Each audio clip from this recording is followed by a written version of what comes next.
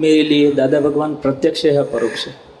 ऐसा है, दादा भगवान ये शब्द समझने की बात है। जी दादा भगवान कोई व्यक्ति नहीं है, बराबर, आपका आत्मा ही दादा भगवान है। बहुत अच्छा, और वही आपका प्रत्यक्ष परम गुरु है। बहुत अच्छा, वो एक बार जागृत हो जाता है तो वही, बाकी ज्ञान तो उनका ही है। आपको अगर हम ज्ञान दे तो नीरू बहन तो निमित्त है सिर्फ। जी आपके तक आवाज़ पहुंचाने के लिए स्पीकर है ना, जी भगवान, ये भी तो निमित्त है। जी साउंड सिस्टम है, ये सब निमित्त है ना। हाँ जी, यह कुछ स्वयं नहीं करती है, जानता नहीं है, स्वयं कुछ बोलती भी नहीं है। बराबर। ये सिस्टम निमित्त है। इसी तरह भी यह भी एक इंस्ट्रूमेंट ही है नीरू बहन।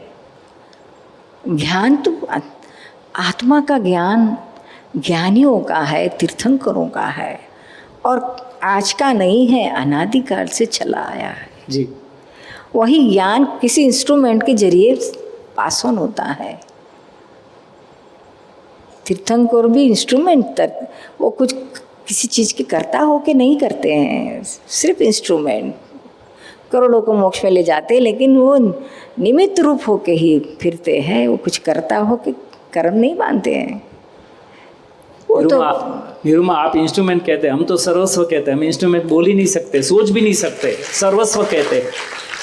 इंस्ट्रूमेंट आप कह सकते हो, हमारे लिए तो सर्वस्व है, एवरीथिंग इज दैट। इंस्ट्रूमेंट के बारे में हम सोच भी नहीं सकते, क्योंकि आत्मा तो आप देते हैं। ठीक है, अभी आप एक आलम्बन भी है, जहाँ तक हमारा संपूर्ण व्यक्त नहीं होता है तब तक आप आलम्बन रखो, उसमें नुकसान नहीं है।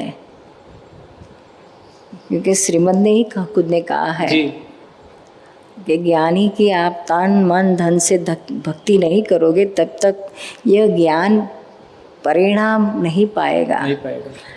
ज्ञानी को इसमें से कुछ चीज़ नहीं चाहिए, लेकिन आपके परिणाम के लिए आपको ये चीज़ रखने की ज़रूर है। तन मन से भक्ति करो। धन की बात अक्रम में निकाल दी गई है। जी अच्छा किया। कहाँ से लाएंगे धन?